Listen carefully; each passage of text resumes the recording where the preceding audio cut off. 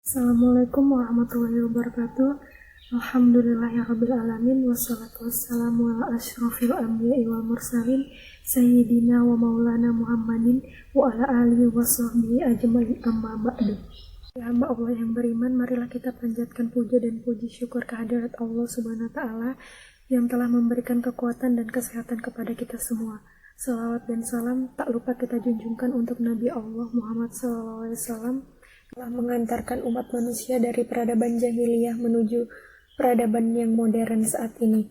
Semoga kita semua termasuk hambanya yang taat dan berhak mendapat syafaatnya di hari akhir kelak. Perkenankan saya Fatlina Sari dari Universitas Aisyah Yogyakarta, Prodi S1 Manajemen, untuk menyampaikan topik yang berjudul Iman kepada Allah. Menurut bahasa, iman berasal dari bahasa Arab yang berarti percaya, sedangkan menurut istilah, iman berarti membenarkan dengan hati, mengucapkan dengan lisan, dan diamalkan dengan perbuatan. Jadi, pengertian iman kepada Allah adalah meyakini dalam hati, mengakui dengan lisan, dan dibuktikan dengan amal perbuatan bahwa Allah ada dengan segala sifat, keagungan, dan kesempurnaannya. Hikmah beriman kepada Allah itu apa sih? Hikmah beriman kepada Allah diantaranya adalah yang pertama, menambah keyakinan. Kita tahu bahwa Allah Subhanahu wa taala yang menciptakan segala sesuatunya dan membuat kita masih hidup sampai sekarang. Jadi kita harus selalu yakin dan bersyukur kepada Allah Subhanahu wa taala. Yang kedua, menambah ketaatan. Yang ketiga, menenteramkan hati. Sebagaimana dijelaskan dalam Quran surah Ar-Ra'd ayat 28 bahwa orang-orang beriman selalu mengingat Allah dan membuat hati mereka tentram karenanya. Yang keempat, dapat menyelamatkan hidup mereka di dunia dan akhirat. Dalam Quran surah Al-Mu'min, Allah Ta'ala berfirman, sesungguhnya kami menolong Rasul-Rasul kami dan orang-orang yang beriman dalam kehidupan dunia dan pada berdirinya saksi-saksi atau hari kiamat. Lalu bagaimana sih perilaku iman kepada Allah itu? Ada banyak cara untuk menerapkan rukun iman yang pertama ini dalam kehidupan kita sehari-hari. Yang pertama, mendirikan sholat. Ingat, sholatlah sebelum disolatkan. Yang kedua, mampu menahan amarah, utamakan sabar, dan perbanyak istighfar. Yang ketiga, mampu memaafkan kesalahan orang lain.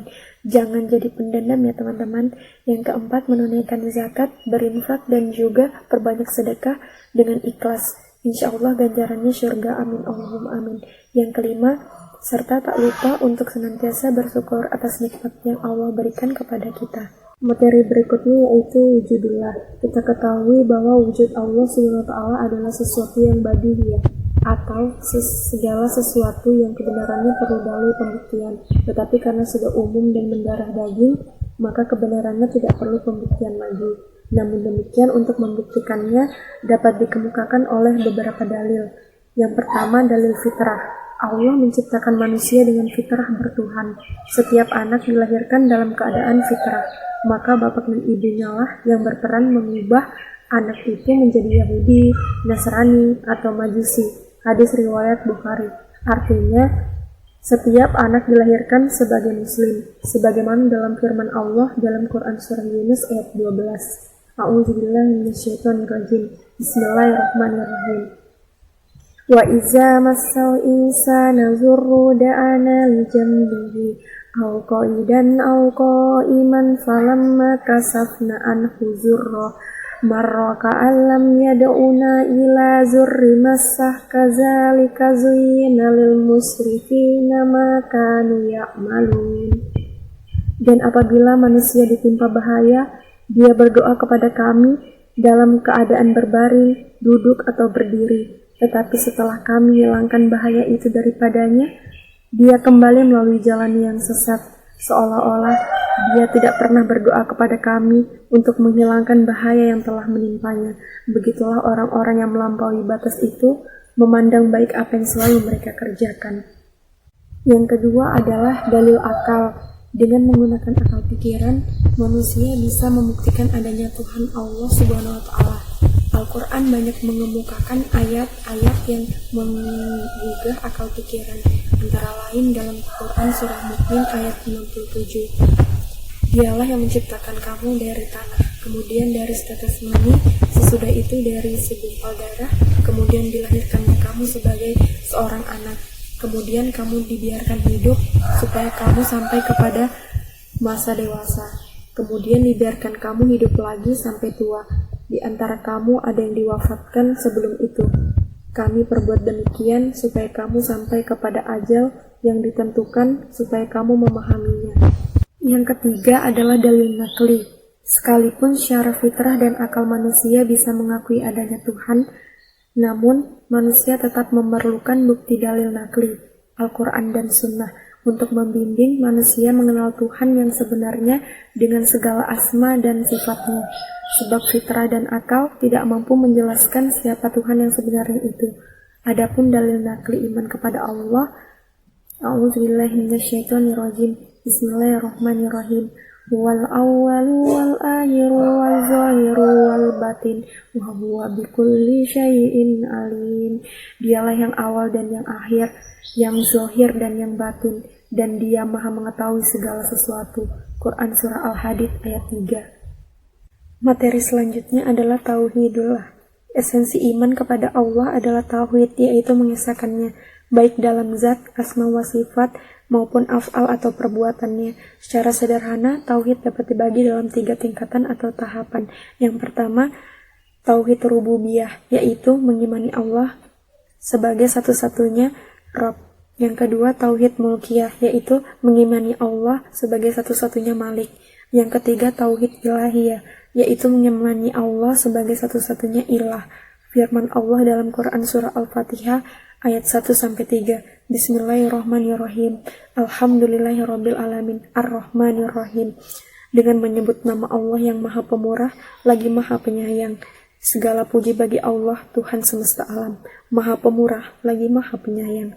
Tauhid rububiyah, secara etimologi kata Rob mempunyai arti pencipta, pemberi rizki, pemelihara, pengelola, dan memiliki. Dalam Quran surah Al-Baqarah ayat 21, Ya ayyuhan nasu budu rabbakumul ladzi khalaqakum walladzina min qablikum la'allakum tattaqun. Hai manusia, sembahlah Tuhanmu yang telah menciptakanmu dan orang-orang yang sebelummu agar kamu bertakwa. Tauhid uluhiyah adalah mentauhidkan atau mengesahkan Allah Subhanahu wa Ta'ala dalam setiap kegiatan ibadah. Segala macam ibadah harus dilakukan hanya kepada Allah dan untuk Allah. Allah Azza wa Jalla berfirman, Wa ilahukum ilahu wahid la ilaha illa huwar rahmanir rahim. Dan Rabbmu adalah Allah yang Maha Esa, tidak ada sesembahan yang diibadahi dengan benar melainkan Dia, yang Maha Pemurah lagi Maha Penyayang. Yang terakhir adalah al-asma wa sifat, artinya adalah nama-nama, dan asifat artinya sifat-sifat Allah Subhanahu wa Ta'ala. Metode iman dengan al-asma wa sifat ini ada 2. Yang pertama isbat, maksudnya adalah mengimani bahwa Allah memiliki asma wa sifat yang menunjukkan kemahasempurnaannya. Misalnya Allah Maha mendengar, Maha melihat, Maha mengetahui, dan lainnya. Yang kedua yaitu nafyu, maksudnya menafikan atau menolak segala asma wa sifat yang menunjukkan ketidaksempurnaannya. Misalnya menafikan adanya makhluk yang menyerupai Allah Subhanahu wa Ta'ala, na'udzubillahi min zalik, atau menafikan adanya anak atau orang tua dari Allah Subhanahu wa Ta'ala. Sehubungan dengan hal tersebut perlu diperhatikan. Yang pertama, jangan memberi nama-nama Allah dengan nama-nama yang tidak disebutkan dalam Al-Quran dan Sunnah. Yang kedua, jangan menyamakan atau memiripkan zat Allah Subhanahu wa Ta'ala, sifat-sifat dan perbuatannya dengan makhluk manapun. Iman kepada Allah sangat berpengaruh terhadap kehidupan seorang muslim. Di antaranya yang pertama, membuat seseorang menegakkan syariat. Dalam firman-Nya, sesungguhnya jawaban orang-orang mukmin bila mereka dipanggil kepada Allah dan Rasul-Nya agar Rasul menghukum atau mengadili di antara mereka ialah ucapan, kami mendengar dan kami taat, dan mereka itulah orang-orang yang beruntung. Quran surah An-Nur ayat 51. Yang kedua, menghindari syirik atau menyekutukan Allah yang nyata maupun tersembunyi. Bukanlah Allah cukup untuk melindungi hamba-hambanya dan mereka mempertakuti kamu dengan sembahan-sembahan yang selain Allah. Quran surah Az-Zumar ayat 36.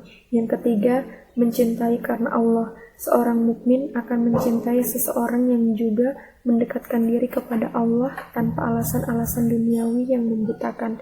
Yang keempat, jihad di jalan Allah. Yang kelima, loyalitas. Yang keenam, akhlak yang baik. Akhlakul karimah merupakan buah dari iman yang ditanam dengan kuat dalam hati seorang mukmin. Demikianlah ceramah agama yang dapat saya sampaikan pada kesempatan kali ini. Semoga dapat bermanfaat bagi kita semua dan dapat kita aplikasikan dalam kehidupan kita sehari-hari. Lebih dan kurangnya mohon dimaafkan karena kebenaran datangnya hanya dari Allah SWT, dan yang salah, khilaf atau keliru datangnya dari saya pribadi sebagai manusia biasa. Akhirul kalam, subhanaka Allahumma wa bihamdika asyhadu alla ilaha illa anta astaghfiruka wa atubu ilaik. Wallahul muwaffiq ila aqwamit thoriq. Wassalamualaikum warahmatullahi wabarakatuh.